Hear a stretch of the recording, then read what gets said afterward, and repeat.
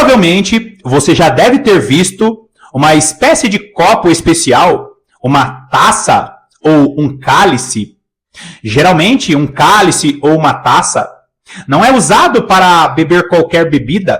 Normalmente, uma taça, um cálice, ele é usado para eventos especiais. Nos tempos bíblicos, o cálice ou a taça eram usados pelos reis para beber vinho, para beber bebidas muito caras. E nós vamos ver na palavra de Deus que o cálice ou a taça é usado como figura a respeito de experiências que Deus vai proporcionar para uma pessoa, ou para um grupo de pessoas, ou até mesmo para nações. Você sabia que existe o cálice da ira de Deus registrado em Apocalipse?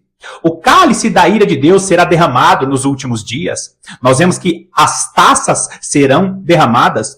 E o que significa isso? Significa que as taças da ira de Deus, ou o cálice da ira de Deus, será derramado nos últimos dias, porque Deus estará proporcionando situações aqui na terra e as nações sofrerão com experiências proporcionadas por Deus.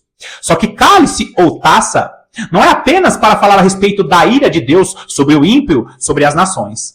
Cálice, na palavra de Deus, também é usado para falar a respeito das experiências que Deus vai proporcionar para o seu povo. É um exemplo disso? Quando nós vamos para Marcos capítulo 10, nós encontramos João e Tiago se apresentando a Jesus e dizendo: Senhor, quando o Senhor estiver reinando na glória, nos concede um assentar à sua direita e o outro à sua esquerda?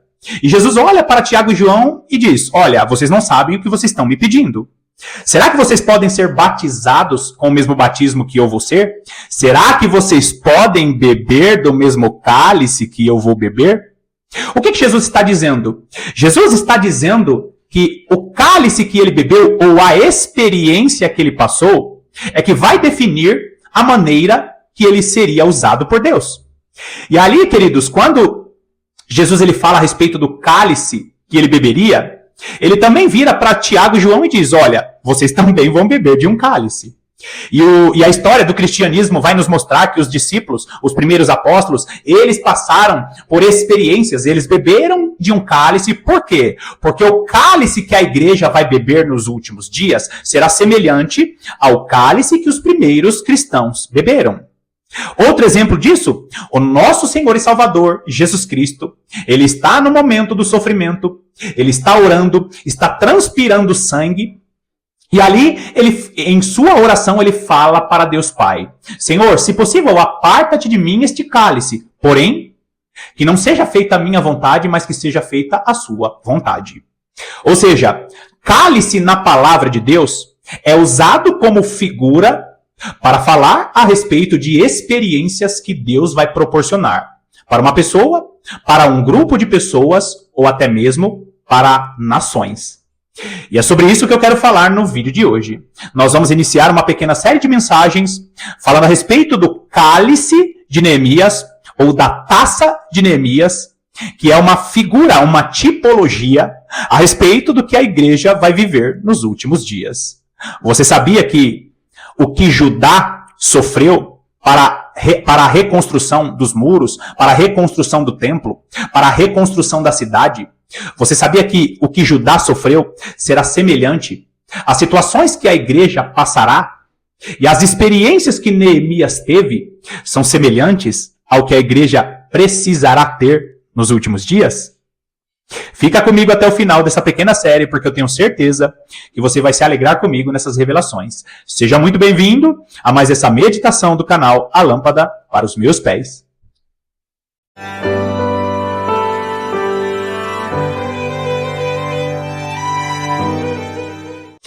Essa pequena série de mensagens é para falar a respeito do conteúdo que estava no copo ou na taça de Neemias quando ele era copeiro do rei.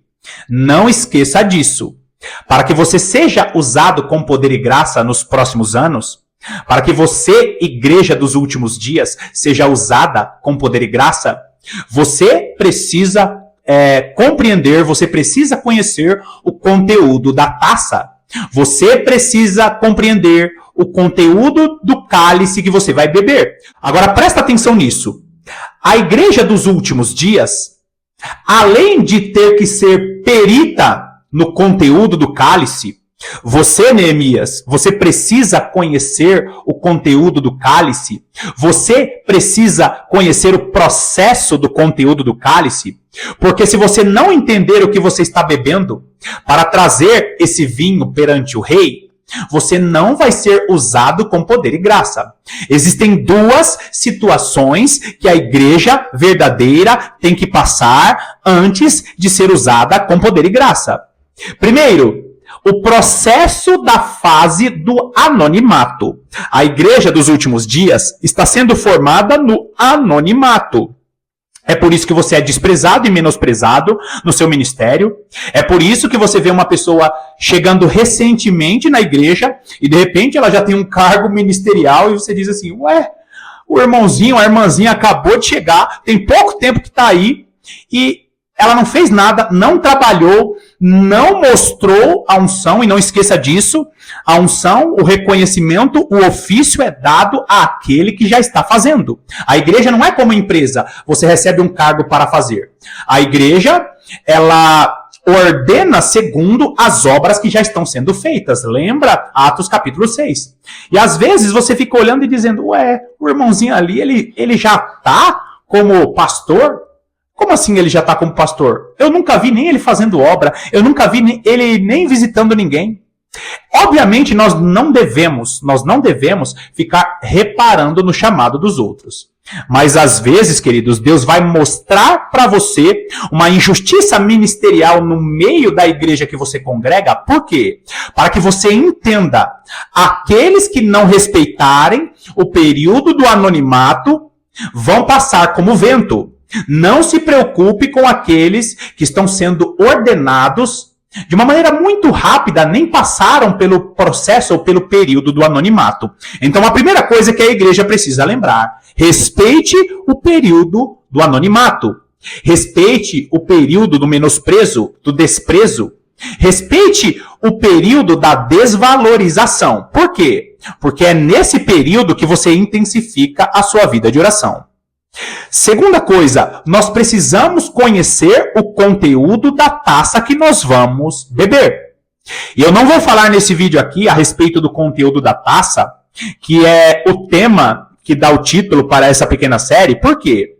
Porque Neemias, você Neemias, igreja dos últimos dias, você precisa ser perita no conteúdo que está no cálice que será entregue ao rei. Não esqueça disso. O cálice que nós bebemos, a taça que nós bebemos, antes dela entregar ao rei, nós precisamos provar desse vinho.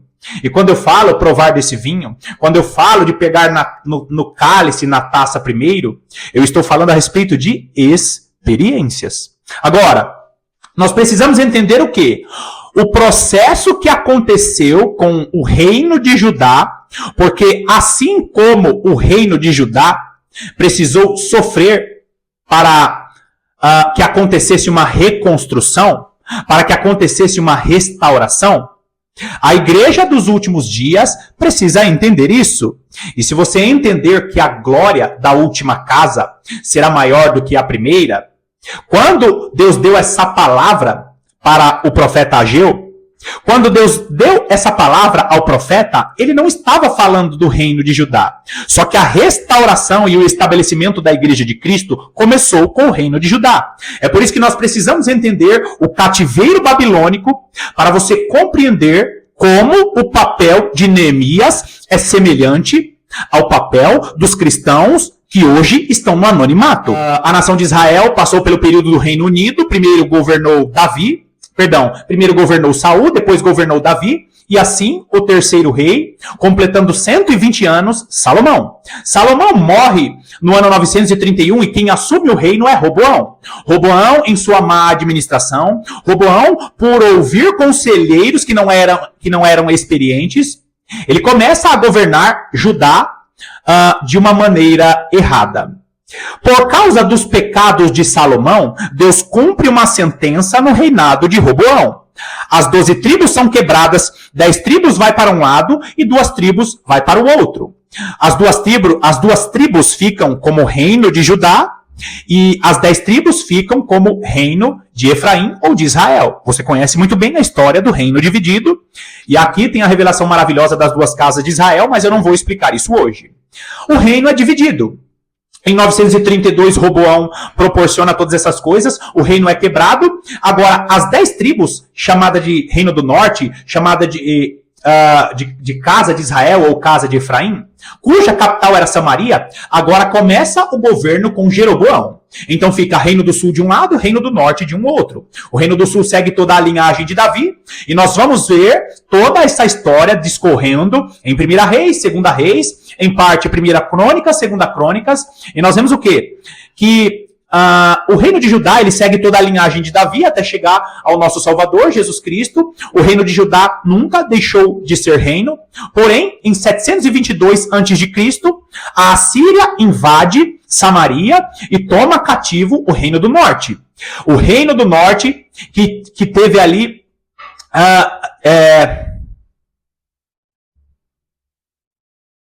o reino do norte, com todos os seus reis, todos os reis do reino do norte foram reis malignos que não serviram ao Senhor. A Assíria, em 722 a.C., invade Samaria e mistura os povos ali. Uma das maneiras dos assírios governar os seus povos era misturar aquele povo com as nações. Por quê? Porque essa é a maneira de enfraquecer a cultura de um povo. O reino do norte, cuja capital era Samaria, nunca mais voltou a ser reino, nunca mais voltou a ser povo, e dali surge o povo samaritano. O povo samaritano surge da mistura da Assíria com os povos ali, dali surge o povo samaritano. Agora, o reino de Judá continua. Só que em 605 a.C., um homem chamado Nabopolassar, ele invade Judá.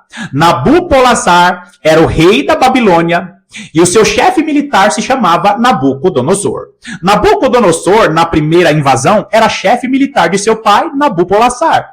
E ali, queridos, como comandante militar, Nabucodonosor fazia viagens, e as viagens que Nabucodonosor fazia era em nome da Babilônia para a conquista de territórios.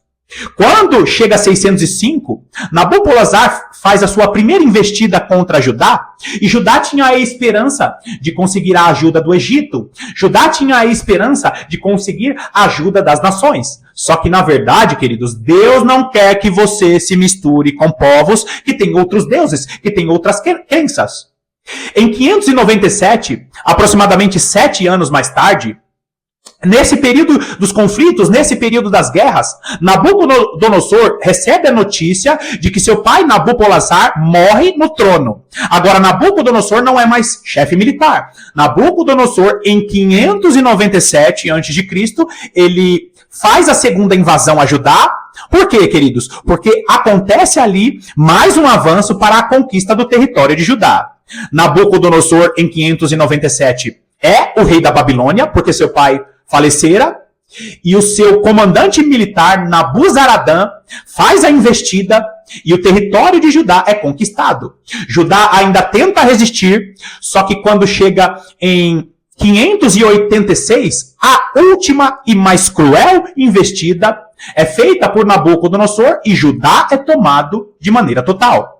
A palavra que o Senhor tinha colocado na boca de Jeremias foi a seguinte: vocês vão ficar 70 anos no cativeiro e vocês vão ter que servir ao rei da Babilônia. A invasão foi feita 586 a.C., a Babilônia toma o reino de Judá. Passam-se os 70 anos e chega em um determinado momento que Daniel está lendo os livros e ele diz: espera aí, eu estou lendo Jeremias e eu vejo que o cativeiro deveria durar 70 anos. Daniel, já um idoso, ele lê nos livros que o tempo acabou. E ali, queridos, começa um processo o quê? De retorno para a nação. E a nação de Judá, ela recebe a ordem do rei dizendo o seguinte: olha, vocês estão liberados. E tem até uma profecia, por quê, queridos? Porque Ciro é usado por Deus para autorizar Judá a voltar para Jerusalém para a reconstrução dos muros, para a reconstrução do templo, da cidade e dos muros. E Judá volta em 3 levas. Primeiro, Judá volta com um homem chamado Zorobabel. Zorobabel volta e o principal objetivo de Zorobabel é a reconstrução do templo. Por quê? Porque Deus já estava ensinando desde o Antigo Testamento que nós precisamos congregar. O templo não tinha sido construído para ser adorado. Deus não queria um templo para que as pessoas ficassem adorando a arca, para que as pessoas ficassem... Deus queria um povo que congregasse. É por isso que no Novo Testamento nós vamos ouvir o Senhor dizendo: ficai em Jerusalém, para que do alto sejais revestido de poder. É por isso que em Hebreus capítulo 10 vai falar que nós devemos ter o costume de congregar. Por quê? Porque quando nós estamos reunidos, nós entramos no Santo dos Santos. É por isso que tem a revelação de Salmos capítulo 133. A igreja congrega, a igreja busca a presença de Deus, os irmãos reunidos. Zorobabel, ele vai lá, nós vamos ver parte desse registro em Zacarias. Ele é usado por Deus para quê? Para a reconstrução do templo. A segunda leva do retorno para Jerusalém, ela se dá com um homem chamado Esdras. Esdras, sacerdote, escriba. E o principal objetivo de Esdras é para o estabelecimento da lei do Senhor. Por quê? Porque não tem restauração nos últimos dias sem estarmos conectados com a palavra de Deus. Não tem restauração dos últimos dias sem meditar de maneira profunda na palavra de Deus. Deus usa Esdras com poder e graça através do poder que já contém na palavra do Senhor. E a terceira leva volta com quem? Com Neemias. A terceira leva volta com Neemias. E nós vamos ver, queridos, através do chamado de Neemias, o que Deus quer fazer com sua igreja nos últimos dias. Queridos, Deus não tem uma reforma para ser feita. Deus tem uma restauração. E é por isso que Deus deu a palavra para o profeta Ageu, que a glória da última casa seria muito maior do que a primeira. Qual que é a última casa? A última casa foi o templo construído por Zorobabel? Não. A última casa foi estabelecida por quem? Por Jesus Cristo. Jesus Cristo que estabeleceu o Israel espiritual. Hoje, judeus e gentios que recebem Jesus Cristo como Senhor e Salvador estão fazendo parte da glória da última casa. Não tenho tempo para explicar isso, mas a restauração que começou com o reino de Judá foi o que manteve Judá vivo como reino. Por quê? Porque de Judá teria que vir o Messias. O fundamento da casa, e nós vamos ver Zacarias capítulo 4, mencionando essa revelação maravilhosa, o fundamento estabelecido dessa última casa é Jesus Cristo. Nós vamos ver o Senhor dando a Zorobabel a palavra dizendo o seguinte: você está colocando os fundamentos dessa casa. Você está colocando uma pedra de remate. Por quê? Porque a restauração de Judá foi importantíssima para que viesse o Messias, porque o Messias é o fundamento. O Messias é o fundamento da glória da última casa. Então, queridos, nós vemos aqui o quê? Judá entrando em um processo de restauração. Se você entender isso, quando Neemias é chamado por Deus, Neemias ele recebe a inspiração do Senhor para a reconstrução dos muros da cidade. Não esqueça disso. Não existe igreja dos últimos dias sem congregar. Lembra? A reconstrução do templo, Zorobabel. Não existe igreja dos últimos dias sem meditar de maneira profunda na palavra de Deus. E não existe igreja dos últimos dias se ela não for inspirada pelo Consolador. Por que eu estou dizendo isso? Porque o nome Neemias significa Yahvé conforta ou Yahvé consola. Nós vamos ver ao longo do livro de Neemias que Neemias não era um profeta, porém, ele recebia inspiração do Senhor para executar todas as coisas. Neemias era um homem de oração, Neemias era um grande intercessor. Então não existe igreja que não congrega, não existe igreja dos últimos dias que não congrega, não existe igreja dos últimos dias que não medita de maneira profunda na palavra de Deus, e não existe Neemias e não existe igreja dos últimos dias que não seja como Neemias.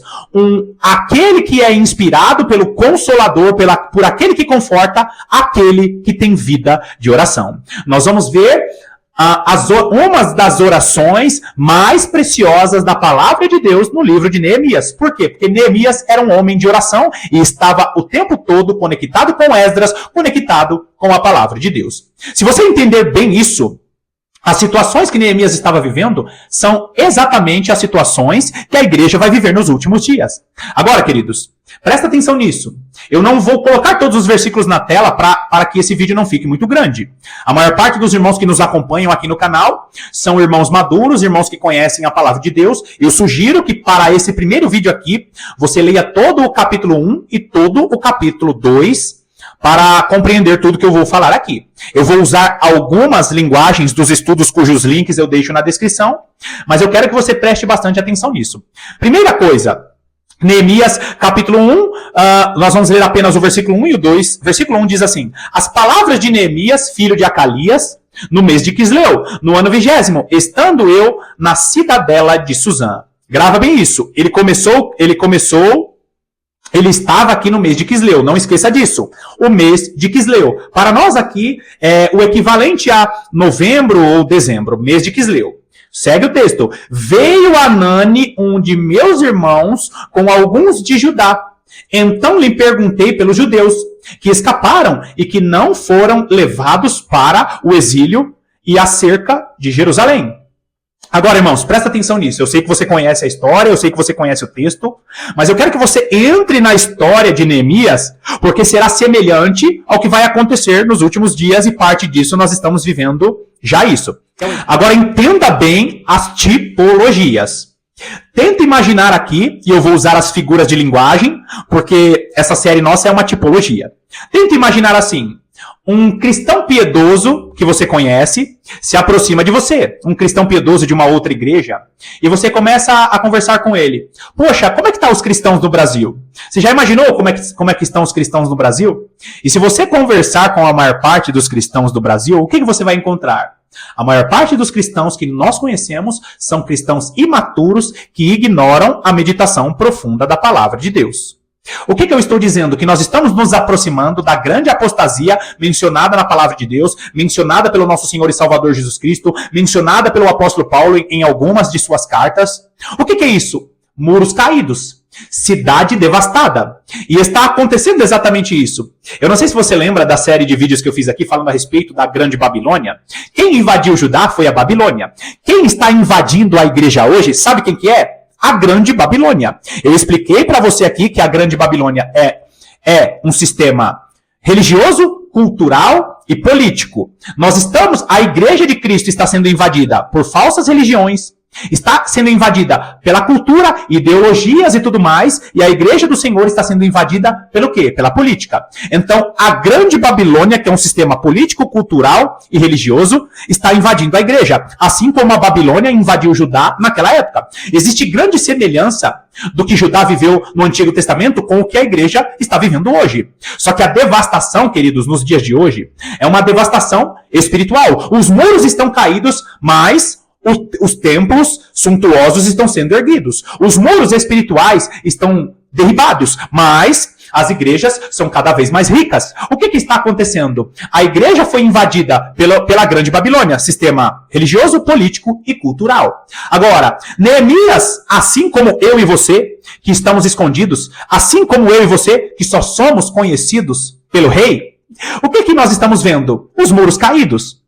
Várias heresias nos púlpitos, sensualidade no púlpito, ideologias dentro das igrejas, a cultura fazendo com que os cristãos pensem muito mais em filosofias, as bíblias continuam fechadas. A crise dessa geração é porque eles querem os céus abertos, mas as bíblias continuam fechadas. Nós estamos vendo, queridos, não todos, mas a maior parte dos cristãos estão sendo tomados pela Grande Babilônia, assim como Judá foi tomado pelo Império da Babilônia no Antigo Testamento. O cenário aqui é de Anani, o irmão de Neemias, vindo trazer a notícia. É como se fosse a conversa de dois servos do Senhor dizendo: você está vendo aí como está essa situação? E geralmente, queridos, Deus vai usar pessoas para nos despertar, para que comecemos a enxergar a devastação dos muros espirituais que estão derrubados hoje. Agora, qual que foi a palavra? A palavra foi que os restantes não foram levados para o exílio e se acham lá na província, estão em grande miséria e desprezo. Não esqueça disso. Assim como no reino de Judá, porque quando Nabucodonosor invade Judá, o que aconteceu na primeira leva, na primeira investida de Nabucodonosor?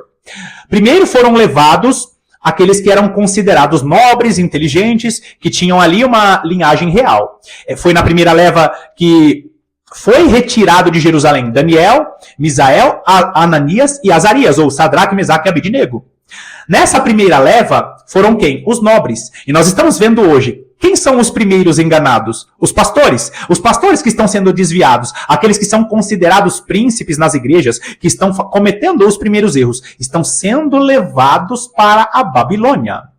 Alguns desses pastores que estão no meio da grande Babilônia vão despertar e não vão se render ao sistema, como Daniel, Ananias, Misael e Azarias.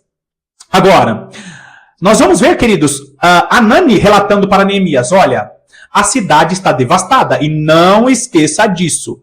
Jerusalém, para nós, da Nova Aliança, é sinônimo de lugar onde nós devemos buscar a presença de Deus. Mais uma vez, ficai em Jerusalém para que do alto sejais revestido de poder. Qual seria a direção para a igreja hoje? Congregue.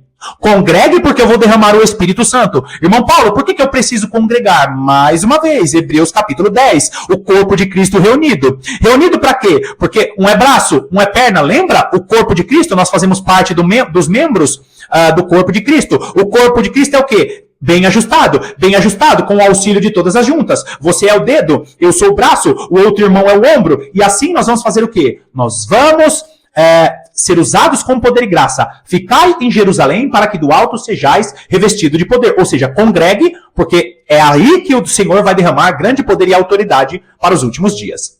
O que Anani está dizendo? Olha, os que ficaram em Jerusalém ou estão passando fome, ou estão em grande dificuldade, os muros da cidade estão derrubados, estão queimados, e muitos estão no desprezo, foram menosprezados.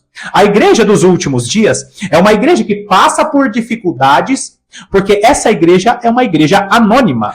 Agora, o que nós encontramos aqui? Anani entregando a notícia de como estava Jerusalém, e Neemias, ele relata: assentei-me e chorei, e orei por muitos dias, jejuei, para quê? Para receber o favor do rei. Se você quer receber o favor do rei, intensifique a sua vida de oração, meditação na palavra e sua vida de jejum. Por quê? Porque a igreja dos últimos dias, ela precisa passar pelo período do anonimato.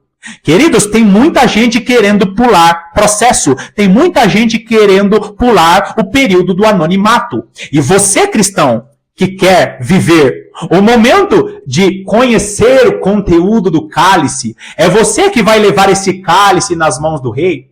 Você precisa entender um princípio muito importante. Assim como foi com o Israel do Antigo Testamento, quando a igreja se desvia da palavra de Deus, Deus espalha o povo. Agora, como Deus vai ajuntar esse povo de novo? Aqueles que estão escondidos e menosprezados serão inspirados, assim como Neemias, para que a igreja congregue mais uma vez. E é por isso que você precisa intensificar a sua vida de oração. Por quê? Porque você, cristão, que busca a presença de Deus com intensidade, Deus vai colocar servos dele nos seus caminhos para que você ande com pessoas nesse espírito.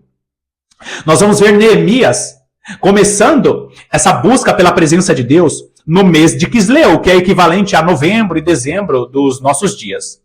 E ele faz essa oração e ele fica até o mês de Nisan, que o que seria para nós como março e abril. O que eu estou querendo dizer? Eu estou querendo dizer que no período do anonimato, o período do anonimato é o período que Jerusalém não te conhece. É o período que as pessoas da cidade, da igreja, não te valorizam muito porque não te conhecem. É o período que você está no anonimato e quem é que te conhece? Apenas o rei. Somente o rei te conhece. Por quê? Porque você está preparando o conteúdo do cálice e dentro do conteúdo...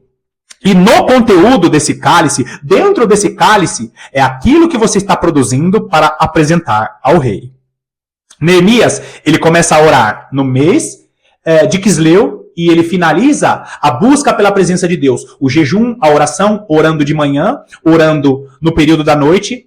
Neemias, ele se assentou e chorou, e de dia e de noite ele buscava a presença de Deus, porque ele estava no período do anonimato.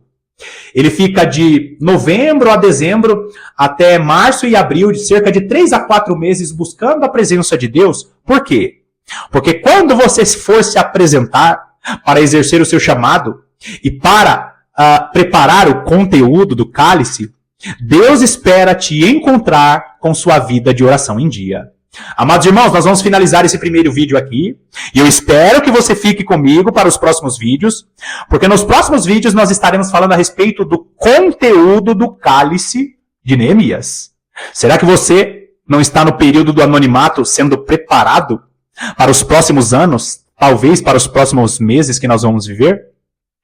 Espero que esse primeiro vídeo tenha edificado a sua vida. Que Deus te abençoe poderosamente, e estaremos aqui para as próximas meditações. Até lá!